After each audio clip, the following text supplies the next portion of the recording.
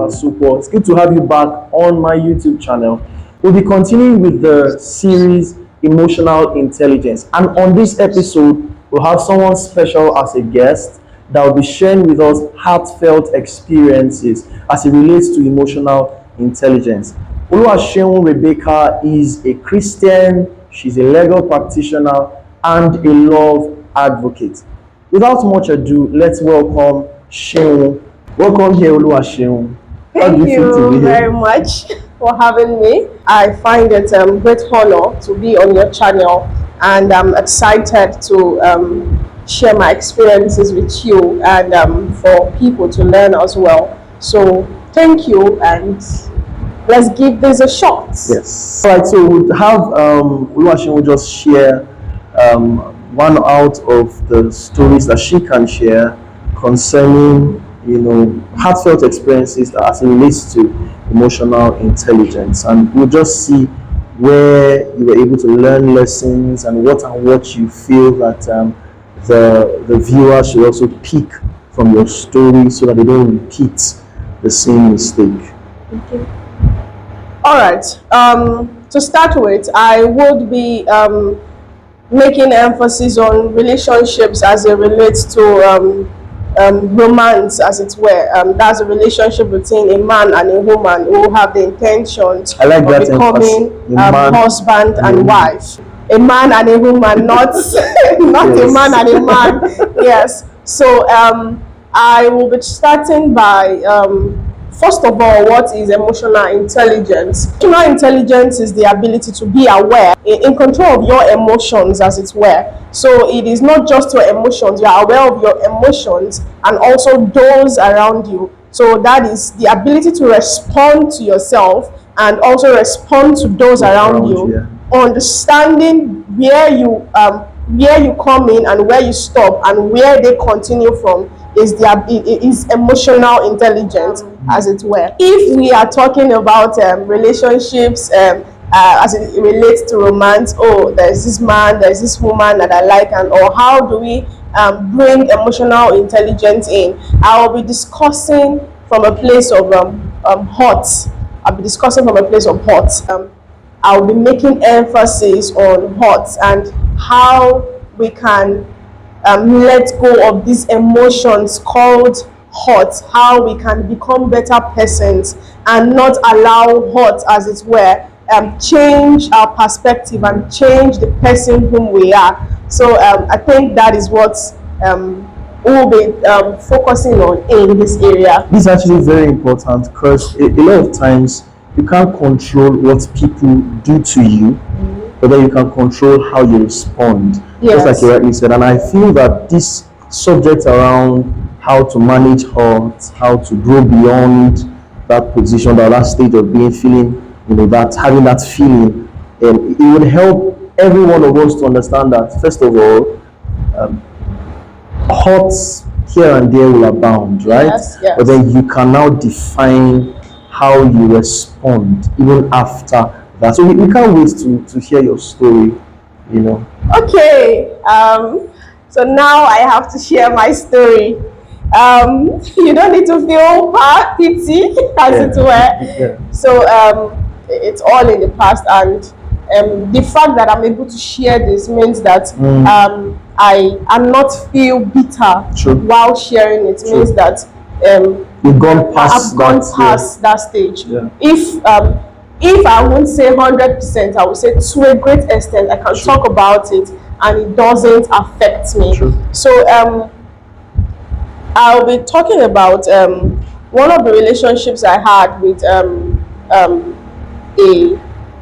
a Christian, as it were. Christian, a male man, a Christian, and along the line, priorities became misplaced, as it were, and we were no longer, we moved from the vision of what the relationship was supposed to be and started fixing our eyes on things that were not. And in that, because of that, we started having serious issues, issues that were so serious. I would not want to say, oh, he's the one to blame, or I'm the one to blame, because when you check it, of course, one party always has the upper hand in bringing relationship to a halt. But when you check deeply, two parties are always True. involved. Yes, you can never rule out the fact that one way or the other, the person also did Yeah. something that triggered the other partner to do something. yeah. So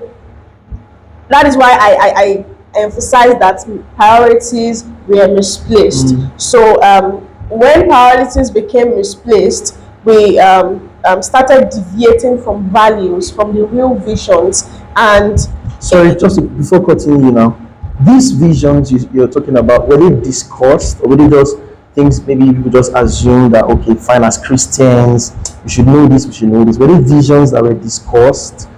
yes, the visions were discussed, they were agreed upon. In fact, some of them were written down because we had a goal, we knew where we were going. Yes, and we made those visions to, we made them in such a way that they are not against the standards and principles of God's word. Yeah. But when I say misplaced priorities, it came to a point that this vision started deviating from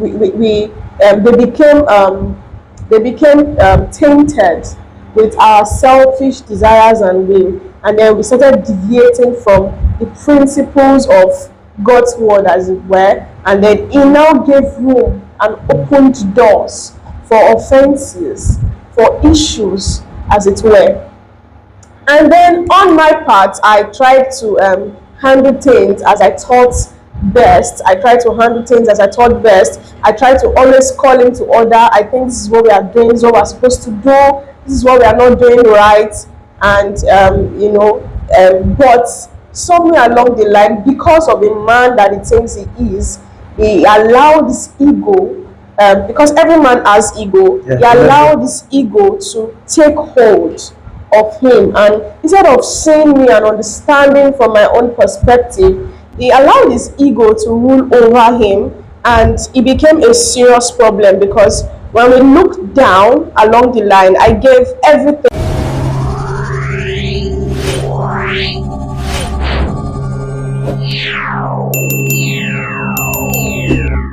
In fact, at a point, because I wanted to please his ego, I had to lose some of my friends. I had to give up some of my friends because he wanted to just spend time with me all the time. He didn't want me to have a life of my own. So I had to lose some of my friends. I had to, at a point, I started losing myself gradually. And this relationship I'm actually talking about is not a relationship that, oh, we are just dating and we want to see how it goes. No, this relationship is a relationship that we were already engaged. You know, when a man kneels down and gives a woman ring and say, I want to marry you and I want to do life with you. That was the stage we had gotten to the fact point that the parents were already involved. We already had plans towards marriage, and all of a sudden things just started to go wrong. And when I tried to raise things, when I tried to raise observations for you to see, for him to see that, oh, this is a problem, we have to solve this. And even got to a point that I felt like I could no longer do it on my own, and I had to even involve the authorities we submitted to, because that's very key. In every relationship, you must have authorities that you submit to. You're not just doing relationship on a frolic of your own. So I even had to get them involved. But you know what ego does to a man? When a man allows ego to take over him, there is nothing anybody wants to say. True. His ego and his will alone stands. He doesn't care. So, and we continued having issues, and at a point, it was no longer just doing love and relationship. It was now me now dealing with emotional starvation. You know, I was starved emotionally first to begin with. And So when you say emotional starvation, how do you mean? Because you know, before now you had said that, I'm sorry I'm cutting you because we need to get this gist well. okay, Now you had said that you he was always wanting to have you to himself, time demanding and the rest of that. Now, was that not a way of him communicating his availability emotionally, or what was the problem you had with him always having to demand for your time? Was that a problem? It's not something ladies really want, guys who always want them around, who always wants to be with them. Okay, what I mean is, to everything in life, there is a balance. Oh, Knowing where something starts and where something stops. You get? We were not husband and wife yet. So, yet. yes, we were not husband and wife yet. So, he had to understand that I still had my own life, I still had my own personal goals. We had our relationship goals as a couple, but I still had my own personal goals. I still have my own friends that are not his friends. I still have my own life. Of course, I want to be in a space, but when it now becomes a thing that even when I give myself to being in a space, the little time I want to now have my own space, Yeah. it becomes a problem for him because he wants me in a space.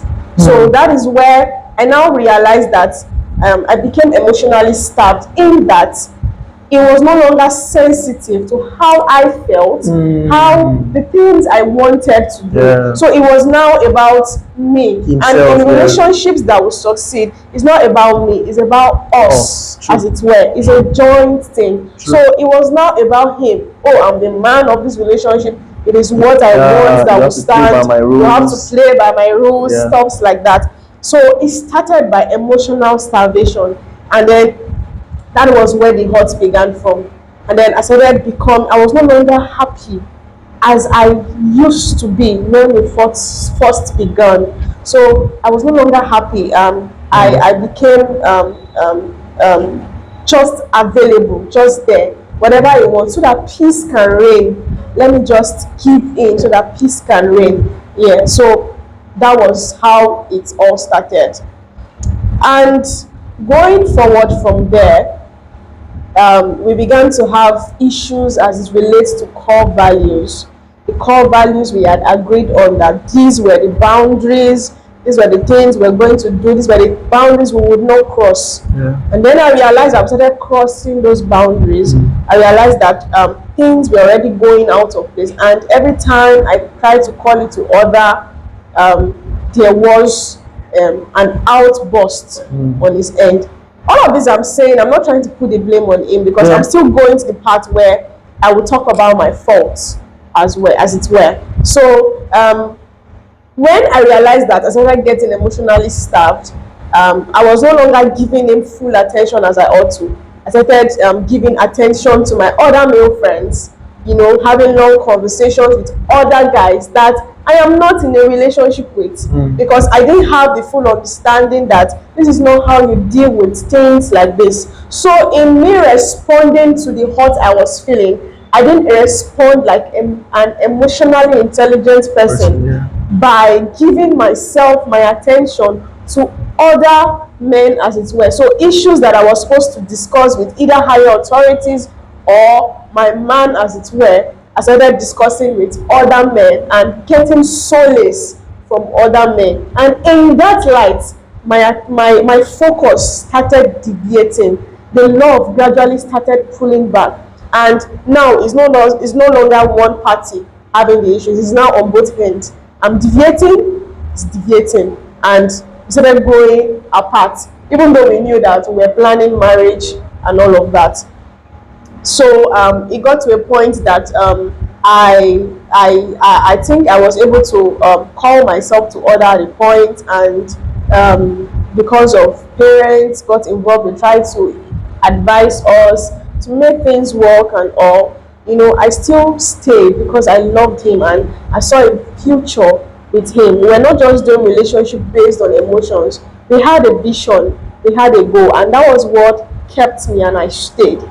But then what broke the camel's back was his response to things I started doing. So we're going to talk about emotional intelligence here again. So how he now started responding to me moving apart, going apart, was whenever I have to ask him for something or do something, he just ghosts me. Like, he now begins to address me like, no longer like the woman he loves, but like one of his subordinates